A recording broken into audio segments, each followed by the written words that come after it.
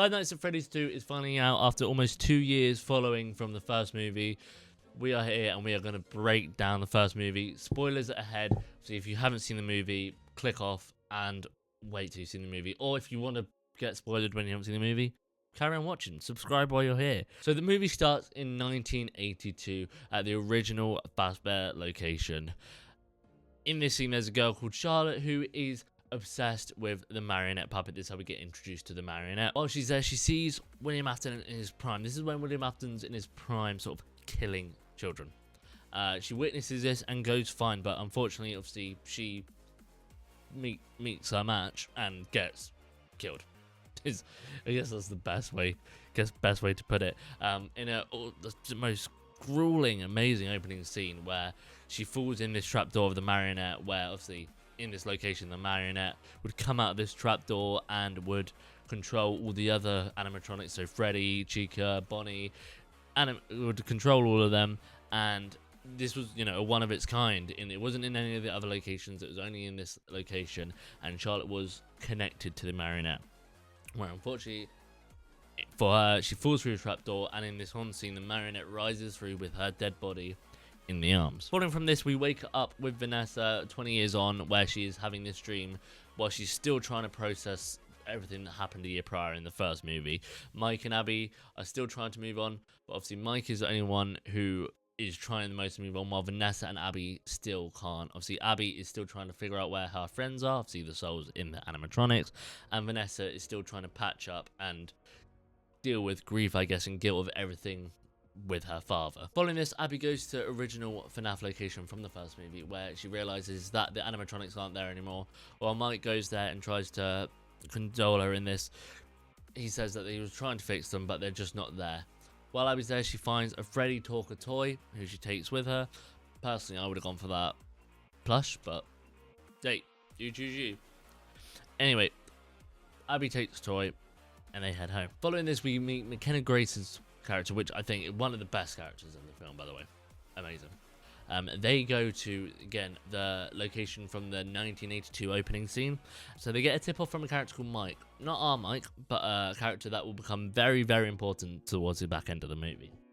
Now, they're obviously exploring this location where it's got the boat ride and the toy animatronics. And in this, obviously, each member of the crew, because I think it's set in 2003, so it'll be a TV show. Each TV show crew member gets killed off one by one. You get the cameraman gets killed by I don't know what animatronic that kill was, but that was one of the best kills where his limbs got torn apart. And you have the other boy in the water killed by the little thousands of marionette puppies.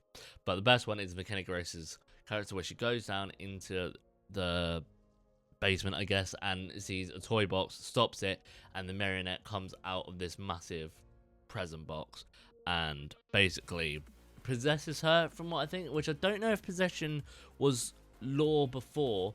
I just thought the marionette killed people, but we find out later on that I believe it's possession.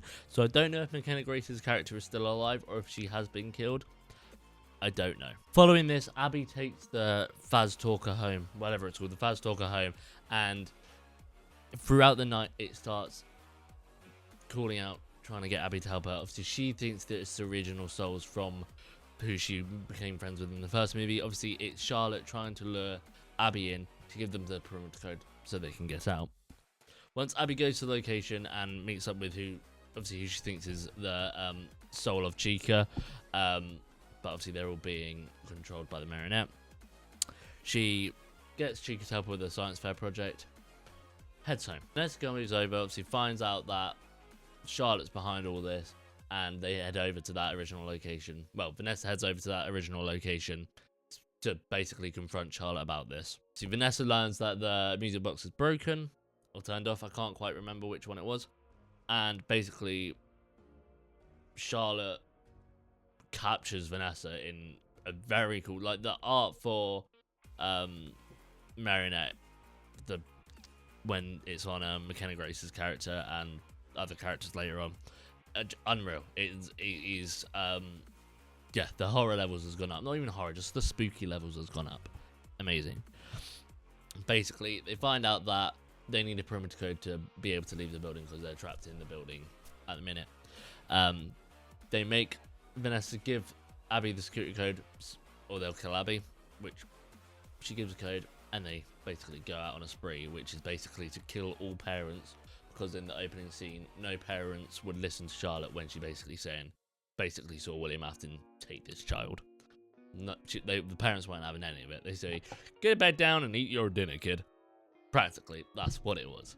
And then we get this amazing, again, one of the best scenes of the film, where Vanessa goes back into her dream, like Mike did in the first movie, and tries and recalls things from her dreams. Now, it starts with her as an adult confronting her father, and again, there's some jump scares in this as well. As she goes on through, she turns back into a child, running through the house, and we find circus babies, animatronic.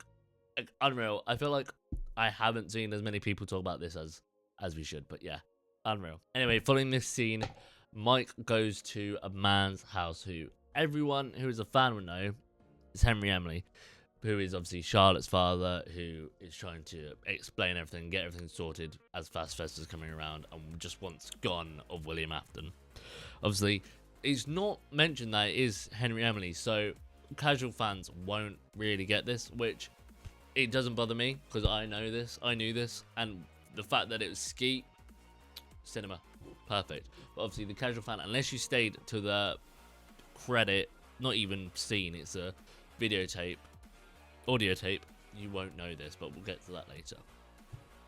So basically, Abby takes Chica to her science fair. Basically, they bully this teacher who's been bullying Abby all day. Like, Chica crushes his head. So again, you don't see it, which FNAF. You know what? No, we'll get to it at the end. And then following this, Mike goes to the FNAF pizzeria, finds Vanessa, and basically they have to de-wire the connection of the animatronics to basically stop them from going on a killing spree. While Mike does this, he finds these withered animatronics, and oh my god, may I say, the designs of these, unreal.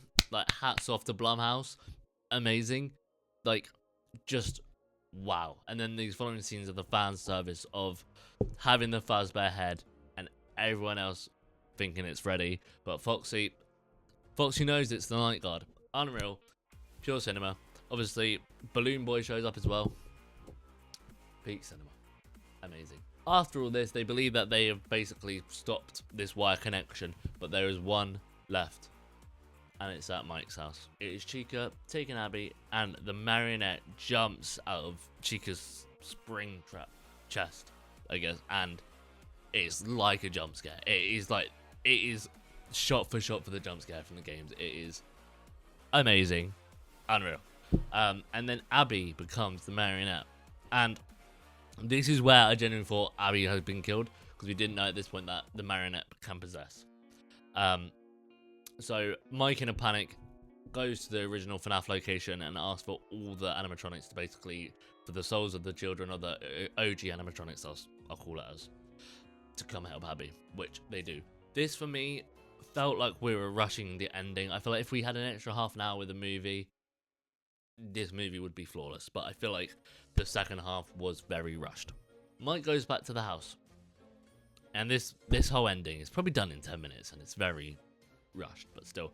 Mike goes to the house, has a little music box that Emily Afton gave him, and basically goes, yo, Marinette, get the fuck out of my sister. Bang. And Abby's back to being Abby, which, again, we didn't know Marinette could possess bodies, but calm. And then all the toy animatronics are coming to basically kill Mike, Vanessa, and Abby in a reveal where the Michael security guard from earlier is actually Vanessa's brother, Michael Afton, which, again, this seemed a very rushed plot, but hopefully we fledge on it in the third movie. And this is when the OG souls and animatronics come and kill the other versions of themselves, which, again, kind of feel about, but is what it is. Following this, Mike and Emily walk out the door, and Mike says to Vanessa, basically, we don't want anything to do with you anymore. And this is when we pan to a shot of Vanessa with the marionette behind her, and Vanessa gets possessed by the marionette. And that's the end of the movie.